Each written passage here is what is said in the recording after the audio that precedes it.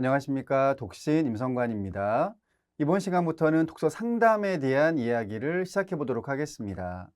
다시 한번 독서 활용 분야에 대해 이야기를 드려보면 독서를 활용하는 분야들은 크게 6가지로 구분을 지을 수 있다고 이야기를 드렸습니다. 첫 번째는 독서 교육, 그리고 독서 지도, 그리고 독서 상담, 독서 코칭, 독서 클리닉, 치료까지 6가지라고 이야기를 드렸고, 앞서 독서 교육과 지도는 이미 이야기를 드렸습니다. 그런 뒤 이번 시간부터는 상담에 대한 이야기를 시작하겠다라는 맥락인데, 독서는 글을 읽는 것이라고 정의를 내립니다.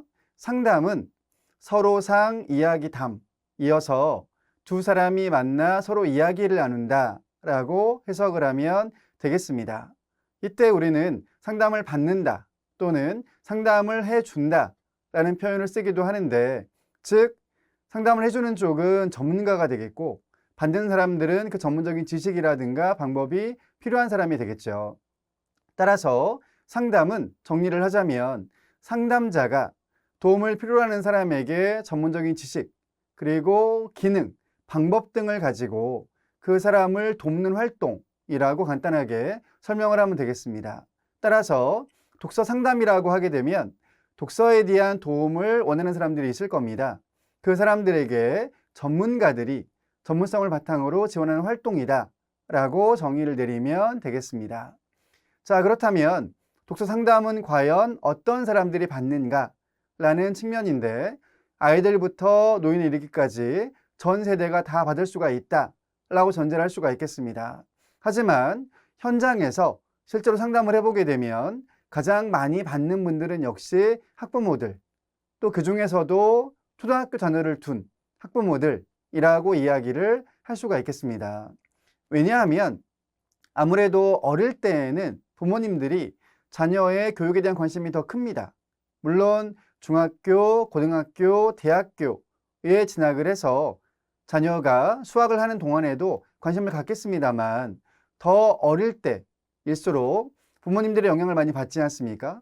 따라서 이왕이면 더 좋은 방안들을 찾아서 내 자녀에게 알맞은 교육을 시키고자 노력을 하시기 때문에 독서에 대한 측면도 관심을 많이 갖고 직접 읽어주기도 하고, 또 다양한 측면에서의 방법들을 구하시기 때문에 가장 많이 행하는 게 아닌가라고 생각을 해볼 수가 있겠습니다. 고로 영유아기, 그리고 초등학교 시기 자녀를 둔 부모님들이 가장 많이 독서 상담을 받으려고 하신다라고 이야기를 할 수가 있겠습니다. 자, 그렇다면 원리에 대한 측면을 이어서 보도록 하겠습니다. 원리는 그림에서 보시는 바와 같이 우선은 독서에 대한 어떤 질문이 있는, 고민이 있는 사람이 찾아오게 됩니다. 그 사람들이 전문가에게 이런 고민이 있습니다, 이런 측면에 대한 궁금증이 있습니다 라고 질문을 하시면 그 상담자가 내용을 들은 다음에 자기의 경험, 지식 등등을 바탕으로 상담을 해준다 라고 이야기를 할 수가 있겠습니다. 따라서 기본 전제는 질문자와 상담자가 있어야 된다. 그 둘이 만나야 되고, 질문자가 질문을 던지게 되면 상담자는 그 질문에 따른 답을 모색을 해서 비로소 답까지 내려주는 그런 원리를 갖고 있다라고 전제를 할 수가 있겠습니다. 자, 그렇다면 나아가서 이번에는 영역에 대한 이야기입니다. 즉, 주로 어떤 측면에 대해서 물어보는가 라고 설명을 하면 되겠는데, 독서 습관, 태도, 능력, 흥미 등등 독서에 관한 모든 것들을 물어본다 라고 전제를 하면 되겠습니다. 이를테면 습관에 대한 측면들은 책을 좋아한다, 그렇지 않는다, 따라서 꾸준하게 읽는다, 그렇지 않는다 라는 질문부터 시작이 되겠습니다. 또한 태도에 대한 부분은 앉아서 읽는다, 엎드려 읽는다, 누워 읽는다 라는 부분부터 꼭 밥 먹는 식탁에서 책을 펼친다 등등에 이르기까지 다양한 것들이 포함이 될 수가 있겠고요. 그리고 이제 능력에 대한 측면들은 보통 학년이라든가 나이들을 먼저 말씀을 하시고, 과연 이 능력에 이게 맞는 것이냐, 그렇지 않느냐 라는 측면으로 많이 질문을 해 오시게 됩니다. 그 다음에 이제 흥미에 대한 측면에서는 가장 많은 질문이 역시 만화책에 대한 부분입니다. 부모님의 입장에서는 좋은 문학 작품들을 읽었으면 좋겠는데 아이들은 만화책만 읽는다 라는 그런 맥락인 거죠. 그런 질문들을 많이 하시는데 이와 같이 독서에 관한 측면들을 습관, 태도, 능력, 흥미 등등으로 구분을 지을 수가 있습니다. 그리고 여기에는 포함을 시키지 못한 부분들이 있을 텐데 아무튼 종합을 하자면 독서에 대한 모든 것들, 고민들, 그리고 질문들 이런 것들을 던진다. 따라서 상담가들이 이런 내용들에 대한 전문성을 바탕으로 적정한 답을 찾아서 응답을 해준다 라고 생각을 하시면 되겠습니다. 자, 그렇다면 독서 상담은 어떻게 이루어져야 되는가 라는 내용인데 모든 상담이 마찬가지입니다. 일단 상담자들은 질문을 해오는 사람들의 또는 고민을 토로하는 사람들의 이야기를 잘 들어야 되겠죠. 그러면서 과연 그들의 고민이 무엇인지, 어떤 측면을 묻고 있는지에 대한 파악을 제대로 하는 것이 첫 번째 단계라고 이야기를 할 수가 있겠습니다. 자, 그런 다음에 질문이라든가 고민에 대한 토로가 끝나면 그 내용을 차근차근 분석을 해봐야 되겠습니다. 즉, 어떤 측면의 고민이 언제부터 있었으며 지금의 양상은 어떤가 등등에 대해서 차근차근 분석을 해본다는 거죠. 그런 다음에 그렇다면 이런 문제를, 이런 고민을 해결하기 위해서는 어떤 방안이 필요한가에 대한 모색을 해야 되겠습니다.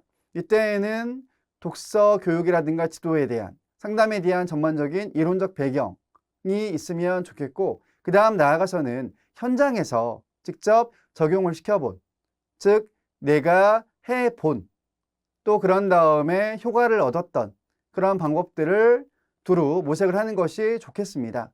그런 다음에 그 내용들을 잘 정리를 해서 질문자에게 전달을 하는 과정들을 거쳐야 될 텐데 그때에도 중요한 부분은 무엇이냐면 앞서 이야기 드린 바와 같이 독서 상담은 학부모들이 해오시는 경우들이 많습니다. 그들이 주관적인 입장으로 자녀들을 보고 상담자들에게 이야기를 한다는 것이죠. 따라서 상담자들은 자녀를 만날 수 있는 기회가 없는 경우들이 많아요. 그저 부모님들이, 특히 엄마들이 전달을 하는 내용들을 바탕으로 상담을 해야 된다라는 부분인 거죠. 여기에서 어려움이 발생을 합니다. 왜냐하면 가능한 자녀도 만나보고 그 다음 가정 환경 등 주변의 환경들도 두루 탐색을 해보는 게 필요한데 가장 중요한 대상인 자녀의 이야기는 들어볼 수가 없기 때문입니다. 따라서 그 입장들을 충분히 고려할 필요가 있다라는 것입니다. 왜냐하면 상담을 해온 분이 엄마라고 이야기를 드렸습니다. 그럼 이제 엄마가 상담자의 이야기를 듣고 가서 적용을 시킬 텐데 그랬을 때 과연 이 자녀가 계속 독서 활동을 흥미를 가지면서 이어갈 것인가 그렇지 않을 것인가 그러니까 즉 상담자의 나름대로의 처방에 따라서 엄마는 당연히 따를 텐데 과연 그 처방이 적정한 방안이라고 내어준 그 방법이 자녀로 하여금 더 힘들게 해서 독서를 결국에는 하지 않게 만드는 것이 아닐까라는 측면에 대한 진지한 고민이 필요하다는 이야기인 거죠. 자, 이를 정리를 하자면 곧 학부모의 입장으로 그들이 원하는 답을 줄 것이 아니라 자녀의 입장을 충분히 고려하여 그들에게 알맞은 답을 줄 필요가 있다라는 맥락의 이야기가 되겠습니다. 실제로 저도 많은 학부모님들을 만나서 이 상담 작업들을 진행을 해보았는데 그분들의 이야기는 상당히 주관적입니다.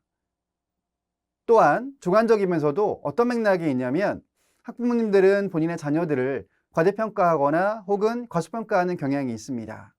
그 중간 지점이 없더라고요. 둘 중에 하나입니다.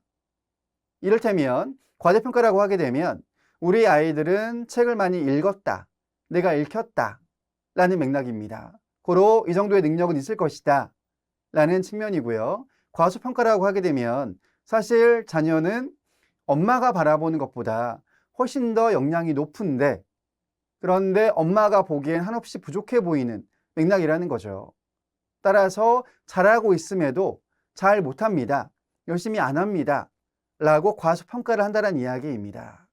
따라서 그런 측면을 제대로 파악하지 못하면 상담자 또한 그저 엄마가 하시는 말씀에만 의존해서 답을 할 수밖에 없는데 그 답이 자칫하면 자녀의 독서 흥미를 오히려 떨어뜨릴 수 있다라는 이야기입니다. 그렇기 때문에 그러한 부분들도 고려해서 답변을 해야 된다라는 맥락의 이야기가 되겠습니다. 자, 이번 시간은 여기까지만 이야기를 드리고 다음 시간부터는 앞서 이야기 드렸던 습관이라든가 태도라든가 능력이라든가 흥미 차원에서 구체적으로 어떤 질문들을 해 오셨고 또 저는 그에 대해서 어떤 답을 해 드렸는가에 대한 부분을 사례를 통해서 설명을 해 드리려고 준비를 하고 있습니다. 감사합니다.